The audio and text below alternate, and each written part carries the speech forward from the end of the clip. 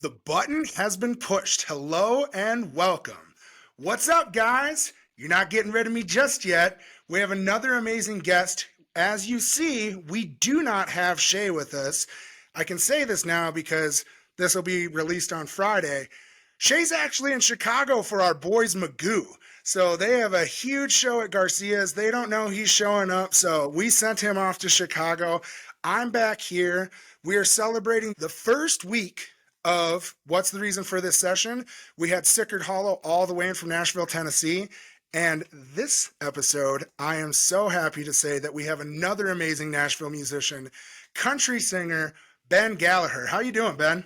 Dude, I'm happy to be here with you, brother.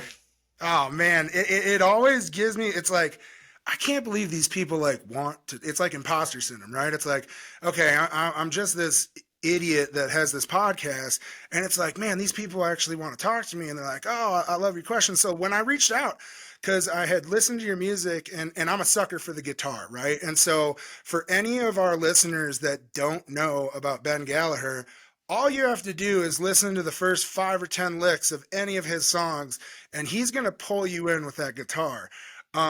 So obviously that's a huge proponent of your music, right? And when I was looking at my research, it kind of says that you start with a guitar first identity, right?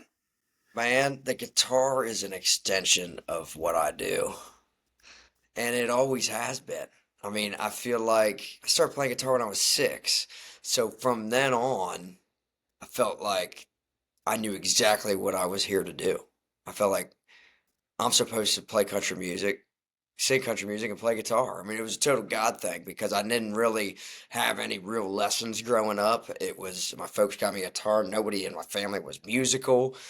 And from then on, especially growing up on 90s country, I didn't get into rock and roll until later. It was like, I'm going to end up in Nashville. And at 19, I packed my bags and I've been in Nashville and on the road ever since, man. Now I'm here That for the reason for this podcast, man. I'm fired up about it. Now, what's the reason for this? But so that's why I got to dig a little bit deeper, right?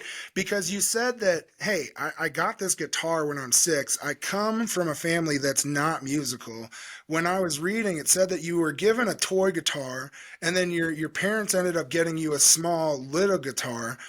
What was it that it's a God thing, right? So it gets injected into your life and it's there. But like, what was dad 90s country? What was dad listening to? What was it that he was hearing that he's like, dang, I need Benny to pick this up and start figuring this out?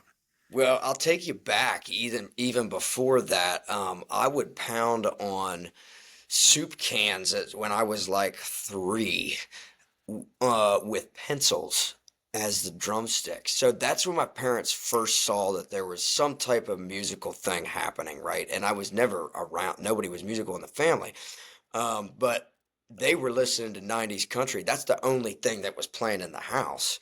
So I would kind of groove along to that, probably not in time, but and they got me a drum set.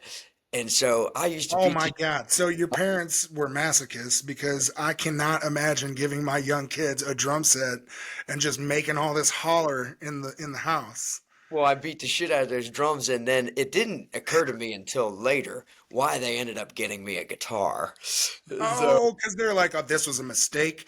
Get that boy a guitar. Let's slow this down a little bit. make sure it's an acoustic. No, but so they ended up getting me a guitar as well. I don't know for that reason, but probably. And I had my drum set up downstairs, but also had a guitar, and I just gravitated more to the guitar, and it would never leave my hands.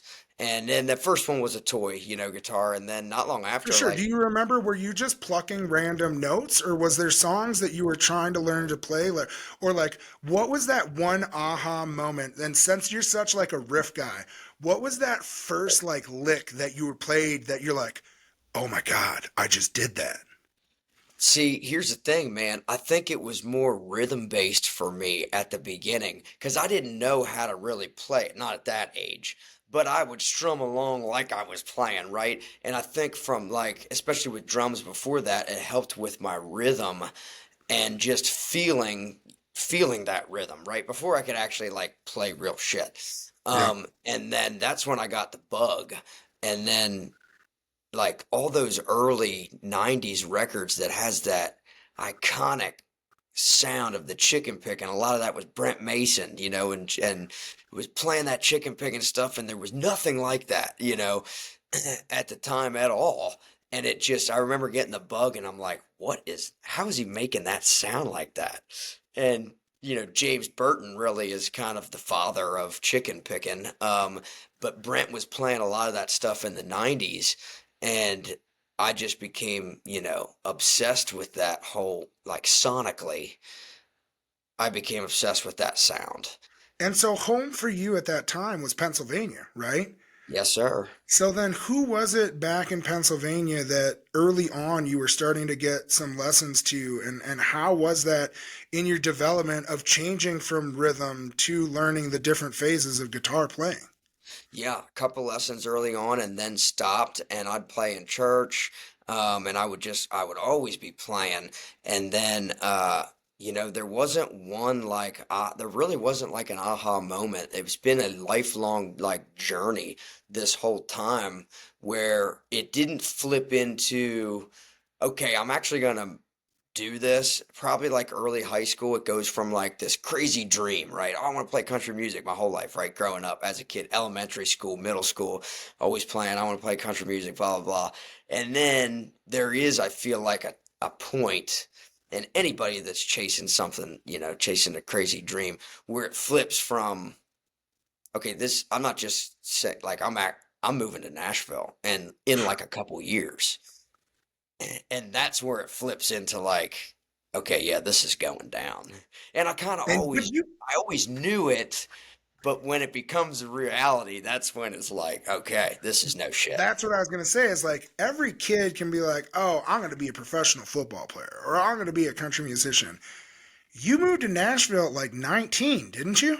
Yeah, 19. I knew nobody. Man, so like you're fresh out of high school, right? How much experience did you have like playing and writing your own music at that time? So I wrote a little bit in high school, and I'd go out and play, all kinds of shows, open mics, and we, in the hometown, and play all those. And but because I never had a band at that time, I was kind of forced to make that acoustic guitar sound bigger than it actually is. And that's incorporating lead shit as well as holding down the rhythm. And that's where all that started, which is a big part of my sound today, especially with doing some of that hybrid picking stuff where it's like not But that's traditional. what I was going to talk about. Is that's what's so sick because now we're learning some of this foundation, right? Because you do these different variations of these different riffs or different songs, and they can sound. It's obviously similar because it's the keynotes, but the way that you're layering your playing and the sound that you're giving it's phenomenal. And for me, like as a simpleton that's just listening to the music, and then you're like, hey, let me play this five different ways, and I'm like, wait, what? How did he just do that? So, like, obviously, now knowing that and like having to play the different dynamics on an acoustic guitar, now you're using those same skills as you're doing these different variations, right? Totally, man. And that's a great question, man. I've never really even talked about this, which is cool because you said when we were kick this off, man, we're going to talk about stuff that you probably haven't dug into in other interviews. So I appreciate it. But that honestly, yeah, that it goes back to when I was playing early on with no band. And I had to make it sound bigger because, solo acoustic for so long, you can only make it so dynamic. I mean, but I was forced to make it as dynamic as possible and And playing let's be rhythm. real, you're a teenage boy at that time, right? Like, Yeah, you're not some grown man. You're a teenage boy. It's you, a mic, and an acoustic guitar. Go get 'em, champ. you're in. Go get them. Yeah, dude. And that's like, I moved to Nashville and I never had a band. I never had played with a band for one song, nothing. It was always just a solo acoustic, which is a great foundation. Looking back, it was a great foundation of where I'm at now. And I moved to town at 19. I went to a couple years at a college here and studied entertainment industries. But I was so obsessed with trying to get on the road and learn how to work a crowd with a band. I rented a van until I could buy one, form a band with a couple guys, and we'd play every rat hole bar you could imagine and didn't get paid a dime, you know. But it was like that's where you cut your teeth.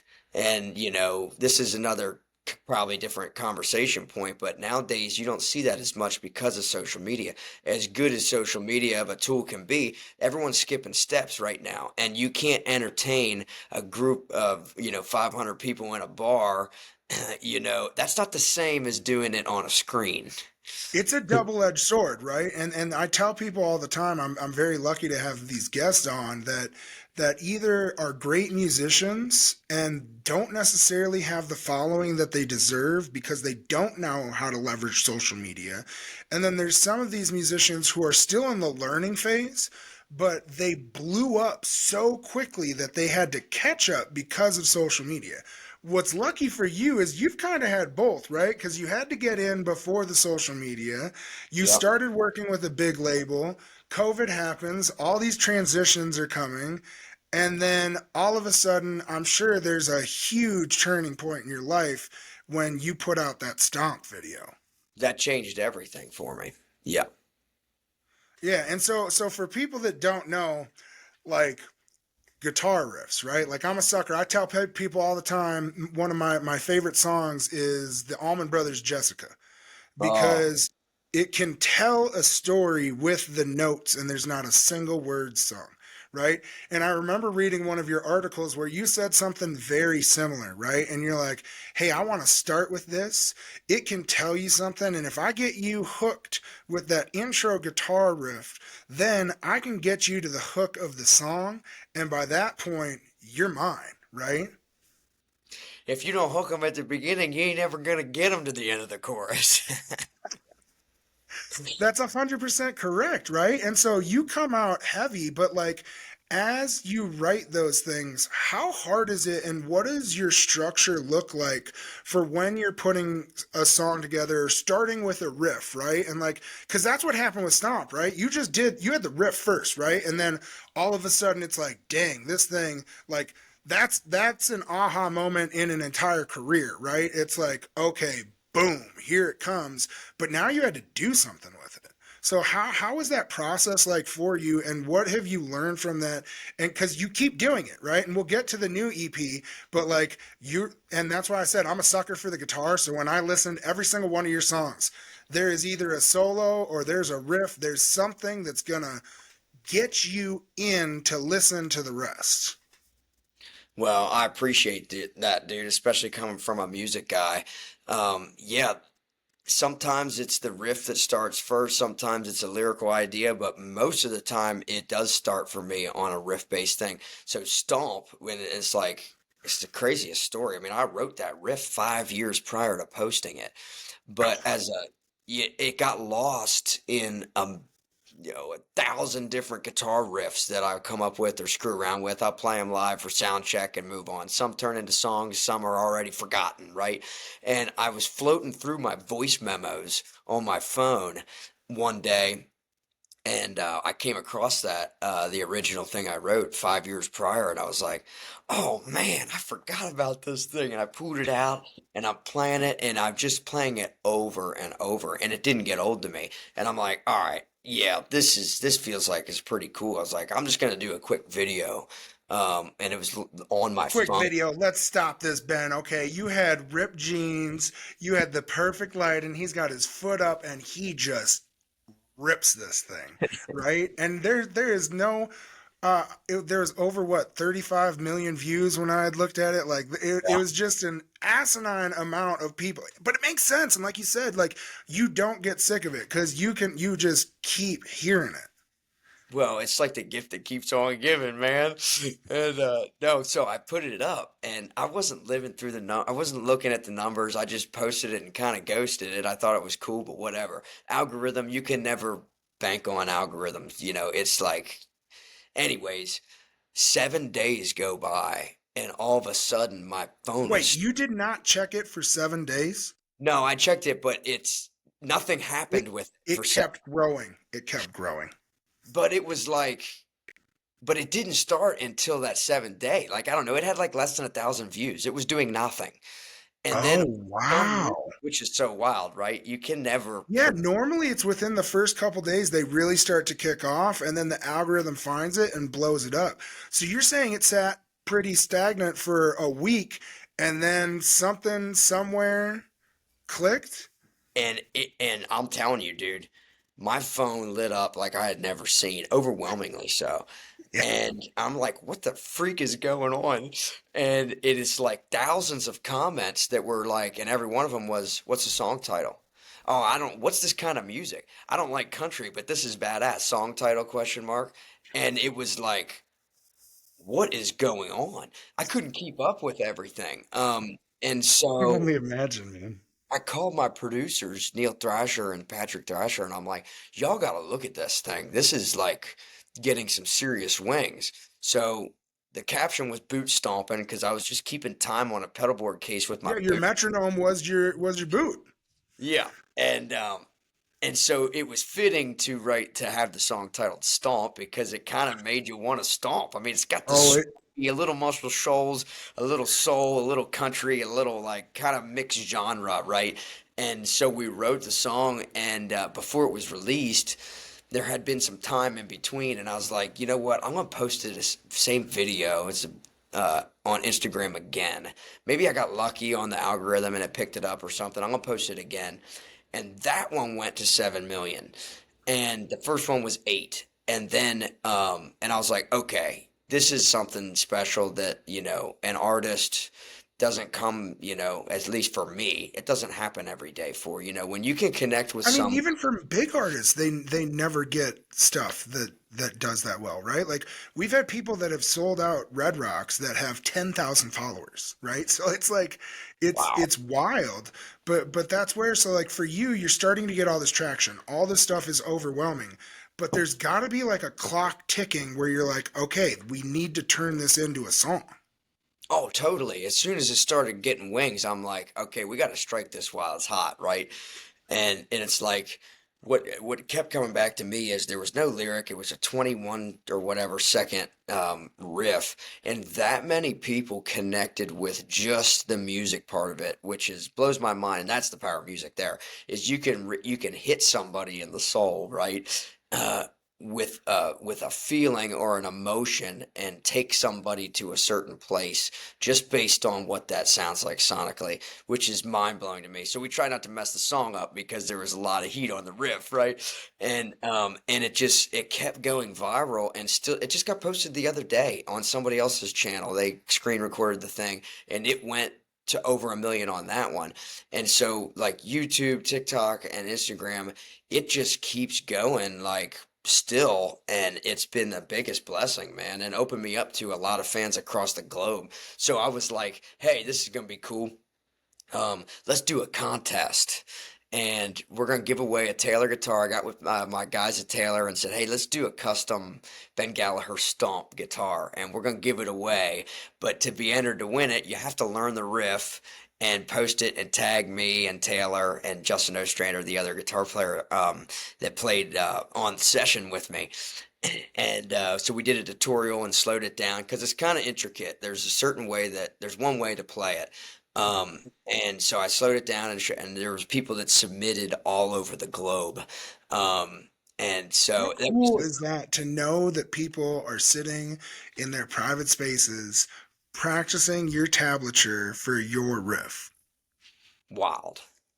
Yeah. Like I can only imagine, right? Like it's so cool that you like not only do you create something beautiful, but then you're allowed to share that beauty with other people.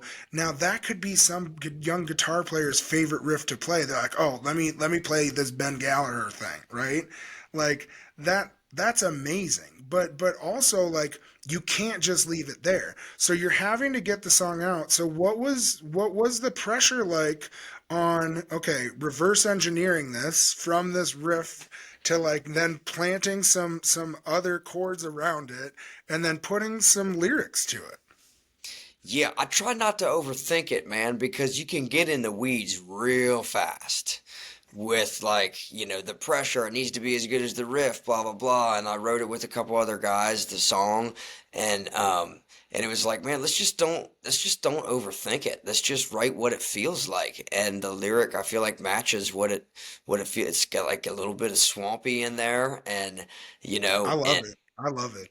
I feel like it matches great, and that's why I wanted to know, like, because like for people that don't know the story, you go and listen to the full song, you would just think that that riff came from within that song, right? And not the other way around, where it was like, all right, riff first, song around it. Like that's wild, and it's fun to see like what that process is like for you.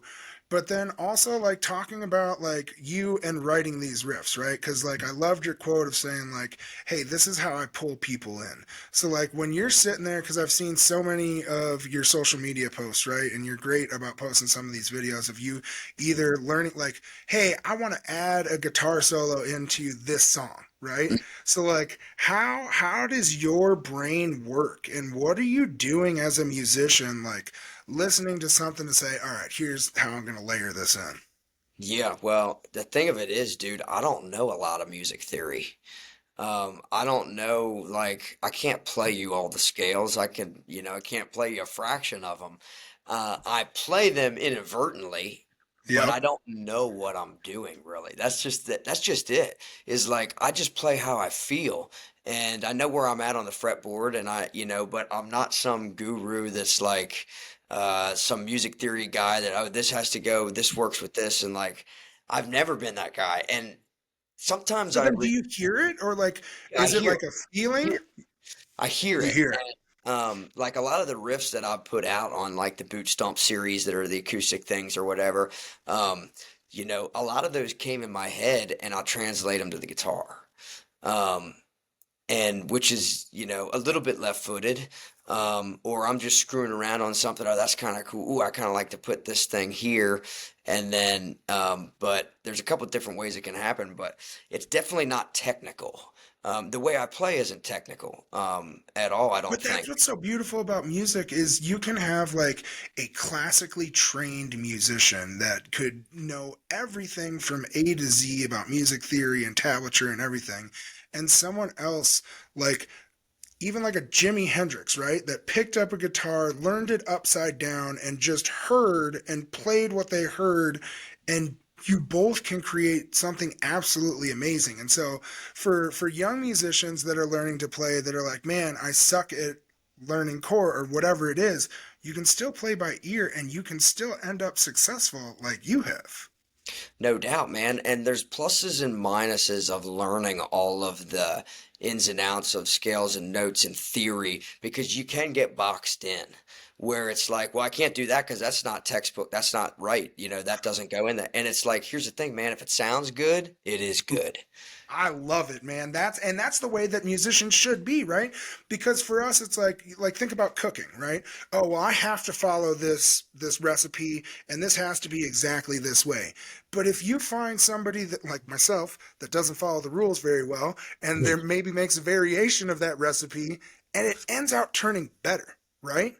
But Totally. it's because you took that chance to go outside of that box. And I think there's so many of us in society that live within the norms, right? And it's like what we're supposed to be doing.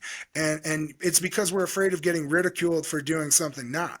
I am 1,000% genuine to a fault, right? So like I am who I am. I put it out there. My wife is always like, oh my God, I can't believe you said that. And I'm like, babe, that's just me, right? And Oh, for musicians, you guys should be doing the same thing. Just put it out there. gotta be authentic, man. And here's the thing, dude. The fans know when it ain't authentic. 1,000%. And that's what's so great about you and what's so powerful. Cause like I love the guitar playing is obviously what sucked me in immediately, but your lyrics and the soul and the emotion in the songs that you're writing, it's just as powerful as those guitar solos, right? I And appreciate so it's cool how you're able to pair these things because some people are just like shredders, right? And they're like, hey, or I'm just going to be the lonesome cowboy and this is what I'm going to do. And I'm just going to play some power chords and I'm really going to win you up. But what you're able to do is you're able like to come and mesh these things together and put them as a total package, right? And then start to get them out. Because we talk about Stomp, and obviously it was like a viral moment. It blew up. It started to really help with your career. But even on your new stuff, right? Like you have this new EP coming, or that came out on May 8th, I believe. It's been in my Spotify since it dropped. I was lucky enough to listen to it beforehand, and I was like, "Man, this is killer!" Right? And what was cool was it's called Bullet, right? And there is a title track to that EP as well. But I listened to it for the first time without reading anything about the album, any of your pre-release stuff, anything like that. And for me, as a father, like you can obviously hear the songs of singing about your wife or a loved one and the emotion behind that. But for me as a father, I was also thinking about my daughters. So Mm. then when I read what you had talked about, like, hey, this song completely changed for me when my son was born, I'd love to kind of talk about some of that stuff. And for anybody that hasn't, and you should, go listen to the riff in Bullet because that thing also rips. Hmm. Man, I appreciate that. That's one of the Bullet is probably one of the most personal songs that I have written and released. And like you said, man, I wrote it about my wife. And then when we had River, who's 10 months now, it took on a whole new meaning in and of itself. And the song, I mean, the hook of the song is, I'd take a bullet for you. And that's, I mean, it's literally, that's meant to be literal, but also metaphorically, where it's like, I would do anything at all. And it's loving somebody enough that you would do anything at all and it knows no bounds for them, right? So, and I've said this, like, if anybody's loved anybody at all, you can relate to this song. And it's not just, your spouse or your girlfriend or boyfriend, or, and it's your kids, and if anybody doesn't have kids or they're not married or whatever, it could be a friend that they love enough, that they would take a bullet for them. I mean, they would do Well, and anything. that's funny you actually said that because I was also thinking I have questionable friends, and I was like, hey, I may not take like a body shot for you, but I'd like take one in the butt cheek, like I'm non-lethal. I'm good. I got you. Yeah. But other than that, like, maybe not. Sorry, Shay, I love you, but not that much. No. But that's what's so cool is like it is so powerful, right? And you're able to sing these songs. And then I was watching you as you were teasing. You guys did an awesome music video for it too, didn't you? Yeah, it gets a little intense, man. It certainly does, and that's why and it should, right? Like that's what's Good. I feel like it's hard because growing up, music videos were a huge role in our lives, right? And now with social media and the short attention span of our audience, you have to get things out immediately, and it's like 15, 30, 90-second clip at the most, right? But for us, like I remember growing up with like, and I'm gonna sound like an idiot, but like Carson Daly and Total Request Live, right? Like I listened, I would hear some of these influential musics, not just on the radio, but by watching these music videos. And it was an art form, right? And what was cool is like, I feel like that art form has been dying, but there's been great musicians that pull it together. So when I watched you and the music video and the behind the scenes, the teasing, you guys did a very good job of teasing that video as well. So that when you see it, it was still a surprise. And it was like, God dang, okay. Um, how was that for you? Like, what was that like? And were there any other video experience you had before you came into this?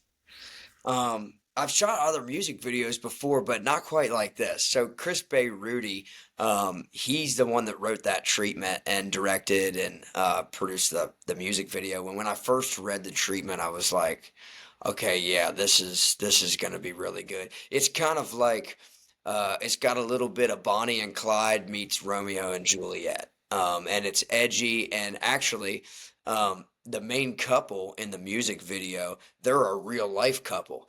And Oh, really? That makes so much they, sense. And I yeah, love that you didn't make yourself the main role, right? Like you're no. obviously still prominent in the video, but I love that you used this couple to tell this story. It was very, very powerful.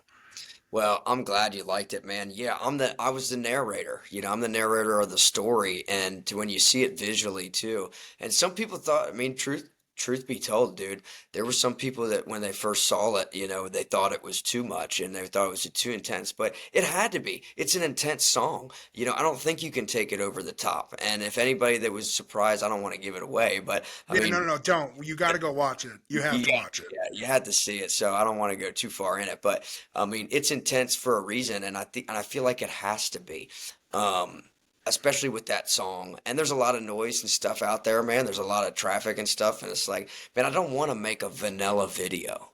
Yeah. I don't want to make a video that's just, well, that was cool, but it didn't make me feel anything. It had to be over the top. For sure. And that's why I asked about you making videos previously, because another track on the EP is Mistakes, right?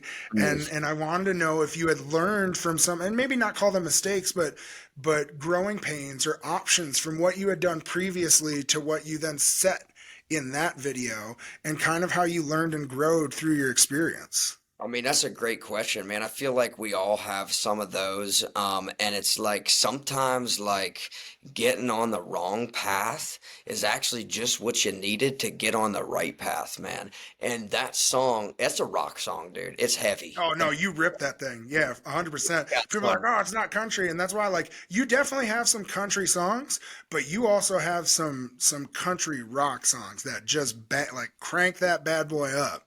yeah, you could blow a speaker out, listen to Mistakes. Uh, And that's you for should. sure. But that song, dude, it's got like there's a message of hope in that Hmm. song.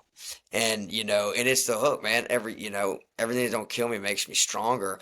But it's like everybody, I feel like at some point, will have a moment that, it may be a hiccup in the road and it's like it's not where they thought it was gonna go, like the plan, right?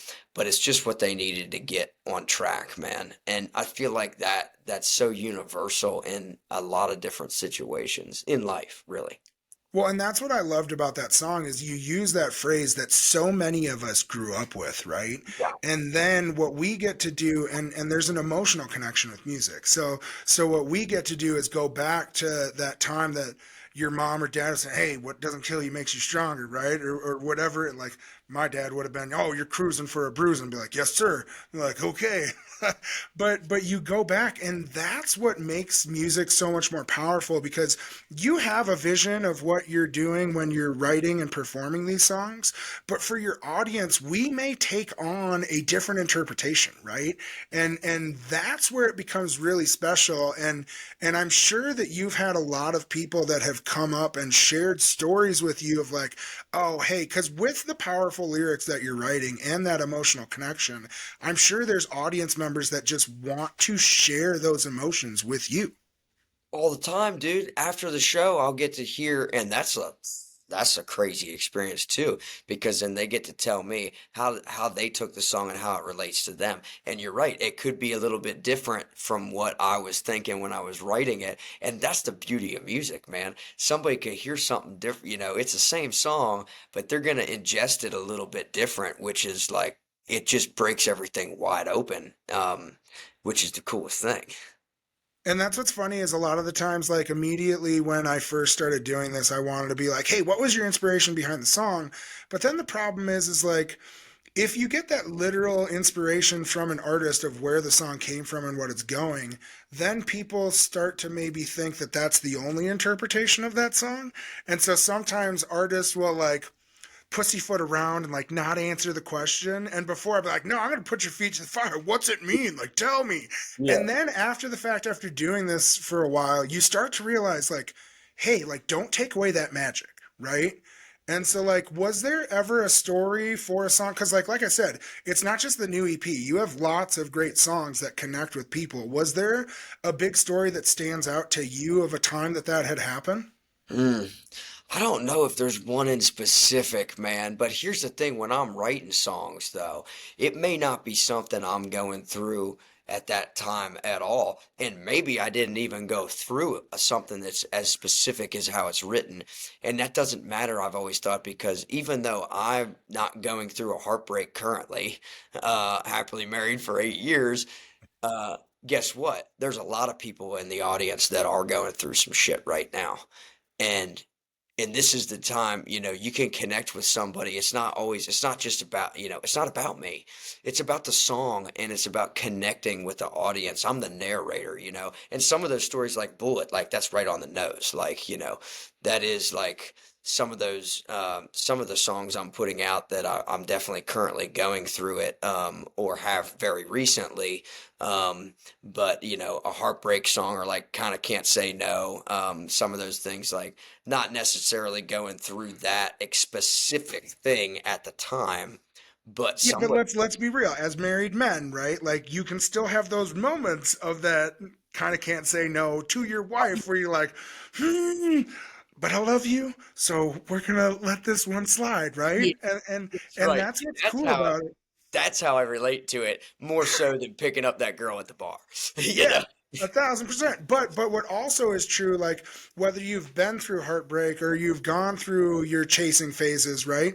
You can always go back to those feelings and those emotions and pulling from them and then writing these songs to share it. Like nothing has to be so literal of like, hey, I'm singing this sad song. I'm sad right now.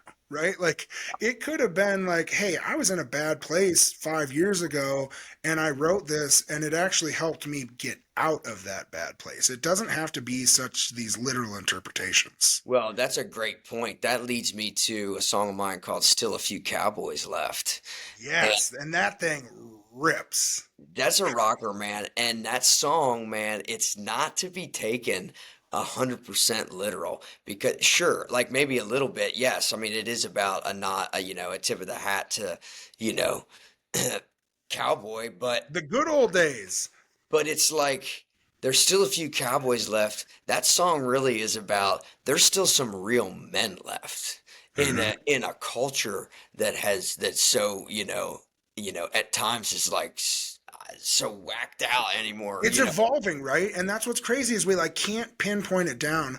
But what you can do is like this figure, right? Like in American culture, like the cowboy figure holds such a prominent role in our history, right? And it's cool because like your words are strong in that song, right? And the imagery that you're painting with your lyrics of those cowboys and being around, because immediately when I listen to those songs, I think about people like my dad or other strong men. Like I have a neighbor that does the rodeo in Evergreen, and it's like, listen, that guy is as pure of a cowboy as it comes, and it's fun because yeah, sometimes people want to push those types away, but you also want to embrace it because it is part of who we are, right? And like, there's good and bad to anything.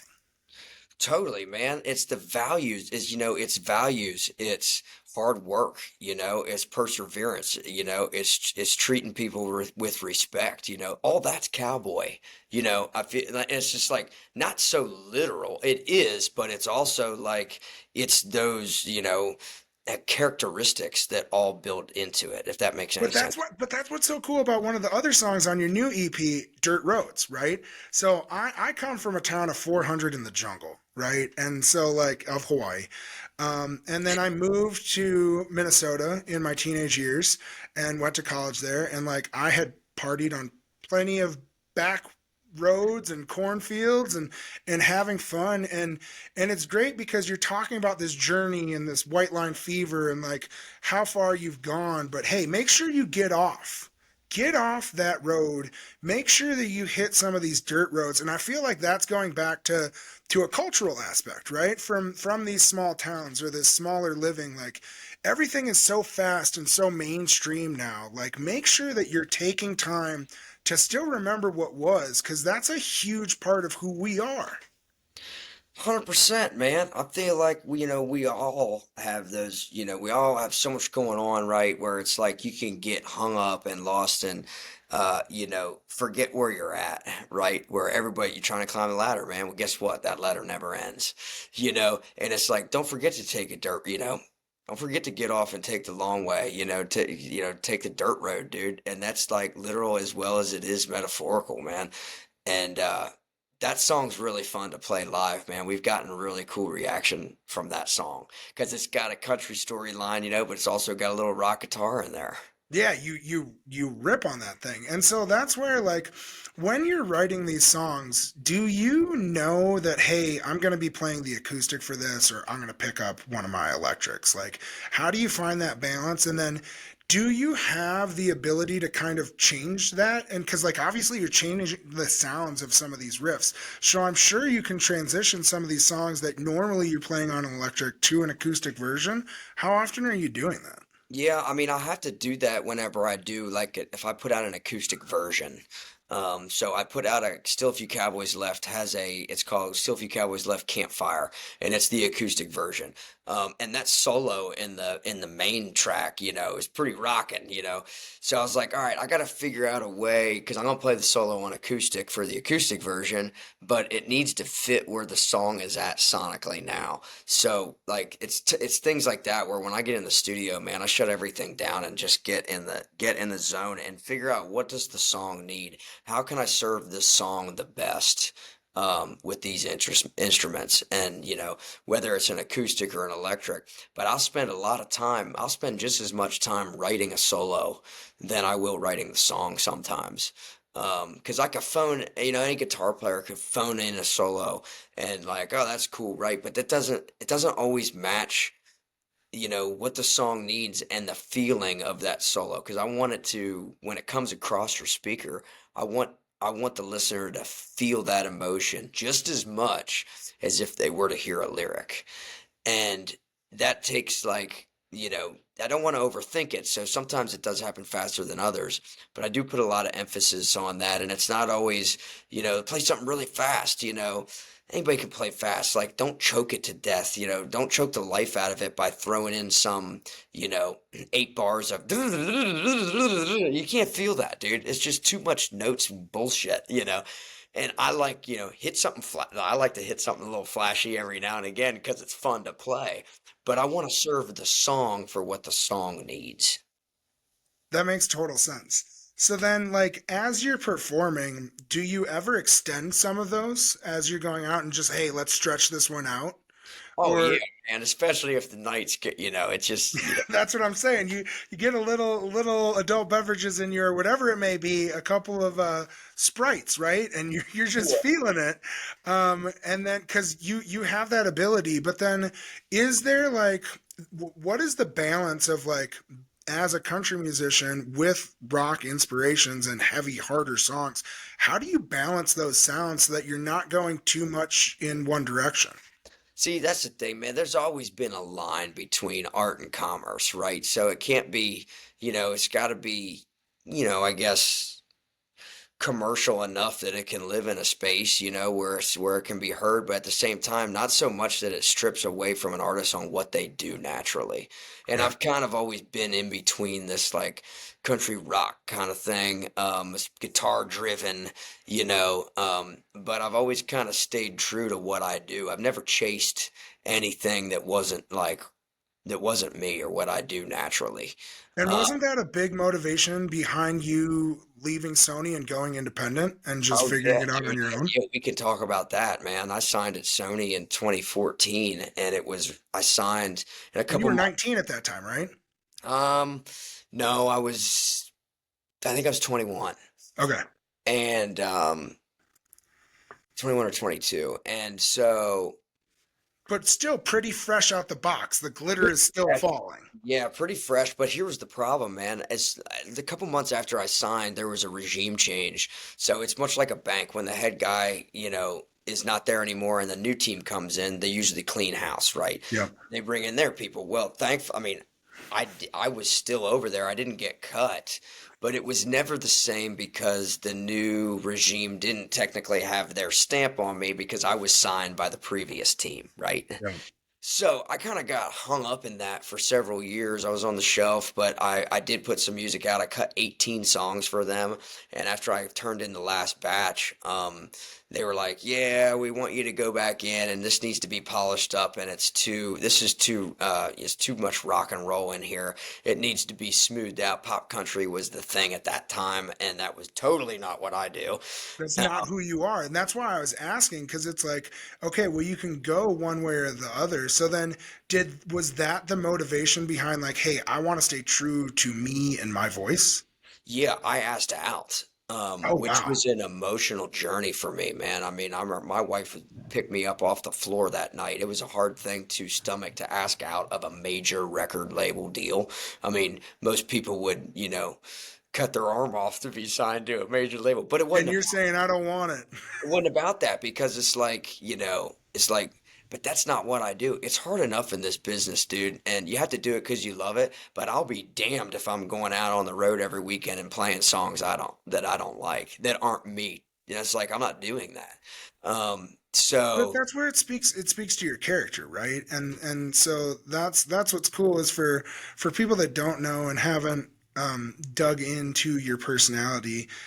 When I saw that you started doing performances in correctional facilities mm, back home in Pennsylvania, I was like, this guy gets it, right?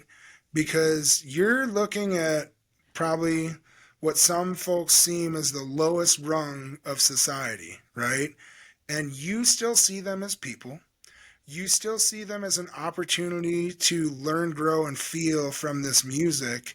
And you felt that it was your duty to go and share music with these inmates at these correctional facilities. So how did that come about, right? Where did this come from? Because there's not a lot of people, and like we think about like Elvis, right, and performing in jail, like that's pretty cool. But like you did it, you continue to do it. Where did that come from? a friend of mine by the name of Chris Hall lived in Pennsylvania. It was the year I moved to Nashville. He said, "Hey man," he worked at one of the state prisons in PA. He said, "Hey man, thinking about doing something different this year. You ever think about coming in and playing for the inmates?" I was like, hell no, I ain't thought about that. But it Yeah, was no, that's not on the top of my head. Johnny Cash, dude. It made me think of Johnny Cash. And I was like, man, I've always done acoustic stuff. Hell yeah, dude. Let me come in. I'll come in there. So it was the first time I did Oh it. my God, do you have one of the shots playing the guitar down the line? I wish I did, man. Oh God, Ben, next time for your social media, okay? I know it. I messed it up. Nah, No, you didn't know. You didn't know. At that time we weren't all slaves to the social media realm, right? oh So man. your buddy calls up, did he have any idea? And like for you as you're like writing a set list, like what's going through your head, right? Like Oh, how do you pick what you're playing? I didn't really know. I went in there as 250 inmates. This is max security state prison. This is not county jail.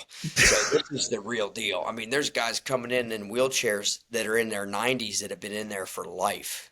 That's wild. So, it's like I could tell you a million stories, but so I go in there and my speakers are set up, gymnasium, 250 inmates on the bleachers, and I'm telling you, dude, you could hear a pin drop in there. It was unbelievable, and I'm watching guys that are crying in the front row as I'm playing a heartbreak song because it's taking them out of where they're at mentally and putting them Yes. somewhere else, and that's like the music is like it was like a crazy experience. Well, that kind of that like organically spread to all the other state prisons in PA.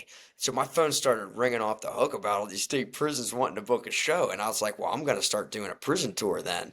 And so I traveled around for 10 years and I played just about all the state prisons in PA.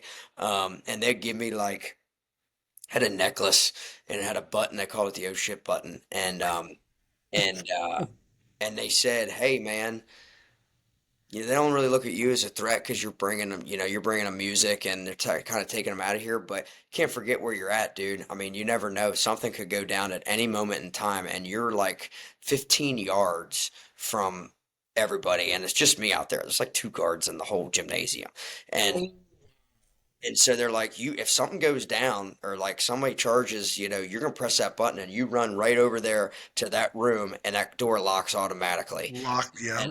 and that button will notify everybody. Now, thankfully, not that never went down like that. I never had an experience like that, but it could have happened. You can't forget where you're at, And those guys, like you said, man, you're playing for people that are probably in the lowest point that they've ever been. And I'm not there to judge them. They're in there for a reason, obviously. So you can't forget where you're at, but it's not my place to, uh, But it doesn't mean that they can't still be human beings and take that 1000%. journey that music can take all of us, right? There's so many of us that recharge through music or go to a different place or get through happy or sad moments with the power of music. And so I thought it was so cool, and it said so much about the depth of your character of how you did that. And then I found out that you were and are an Eagle Scout, and I was like, well, there that explains everything, right? Like, I bet this man can tie 25 knots, but he also stands on a great moral ground, right? So it's like it's cool because so how early did you start, and then when did you become an Eagle Scout, and how has that gone along? Yeah, I mean, I'm the youngest of three, and my grandfather had made it right before Eagle, but we always, it was a goal of ours, me and my brothers, to all three achieve Eagle, which is the highest rank in scouting. It's Uh, like the black belt of scouting. yeah, we all wanted to achieve Eagle while he was still here, and we did. Oh wow, that's awesome. So grandpa got to see all three Yeah, grandsons. he was able to see all that, which was special for him because he was big time involved in all the scouting and the camping trips and all of that. And so that was a cool moment. But yeah, I had always been involved in that. And And I it know in the past you've talked about how scouts really helped you with leadership and leading a band and things like that. What I wanted to know, has there ever been like any recreational moments where you're camping or where you're doing something where you're like, oh my God, I can start a fire without anything, or I knew this not, like other than like the moral grounds that you've learned that we can go and find out about, was there another time that you utilized some of the skills that you learned from being a scout? I mean, all the time, dude. If I'm not writing music or playing, I'm in the woods, dude. I'm a massive outdoorsman. I hunt, I trap. I've gotten death threats on my Instagram from posting coyotes I've trapped. I mean, yes. I mean, so it's Gotta like, love the internet and keyboard warriors, man. Be oh, like, dude, oh, hey, would you rather this come and pick up your cute little Yorkshire puppy in that's a the backyard, or come stop it, you guys? But sometimes people want to complain and just complain. So that's awesome. So you really do utilize it all the time then. all the time, man. Just because, I mean, it's not one thing in specific, but I was, we were raised, hunting and fishing and camping, and scouts were, that was all intertwined because it was so outdoor oriented, right? Yeah. And so I was just in that world, learning how to hunt and fish and all that stuff from when I was a kid. And that's a big part of, who I am and what I do. Like outside of music, like if I'm doing anything else, I'm not into golfing, just because it's hard to be a great fisherman and a great golfer at the same time because, nobody has enough time to be. I mean, I guess some people can be great at both, but usually you're one or the other because there's not enough time in any schedule to be great at both. To be both, yeah. And growing up in Hawaii, I was always taught the respect of nature, right? And like whether it was a wild boar or fish that you're catching or even surfing or the plants that are growing, you have a respect for nature and you see this ecosystem and everything that goes around. But then you also remember stories of like me being 10 years old, my brother being 13, he's on his first like wild boar hunt to do it for the first time. And in Hawaii, we do a lot of it with like buck knives, right? We're not using guns, we're not doing anything. So you like snare and trap them. My brother dropped his knife, and I remember my dad screaming at him to put him in the river. And my brother takes this wild boar, and the noise that that thing meant as my brother is holding it under the water, that scarred me forever. But it was like also like the cool. My brother wears that as a badge of honor, I right? bet he does. And then you like dress that thing afterwards, and it's like blowing up with river water, and it was like the biggest mess you had ever seen. But it was like that was raw, that was real, right? And like so many people see like the food and the protein that comes to their dinner table that's like prim and proper and perfect, and they don't see what goes into the process of getting that to their table. And I feel like a lot is lost there. Oh, dude, 100%. I mean, hunters, are some of the biggest conservationists, man. You want to talk about, field to fork. It doesn't get any more organic than that, man. I mean, harvesting a deer and cleaning it and then eating it. I mean, It's powerful. It's super powerful. And yes, I know that I'm taking a life, right? I know that. I don't take that lightly. I think a lot of people that don't respect that is it's a misinterpretation, right? It's the Yeah, same thing that happens with country music, that happens with bluegrass. That's kind of like more of an outside scope where people don't understand what they don't know, right? And so uneducated. It's they're uneducated on. yes. And for me, I'm always like, hey, come with me. Let's go do it the right way. I'm going to show you this. I always tell people, like, oh, I hate country music. I'm like, you've never listened to country music.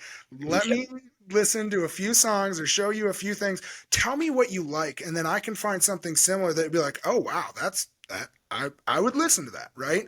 But I think a lot of us nowadays are so close-minded, right?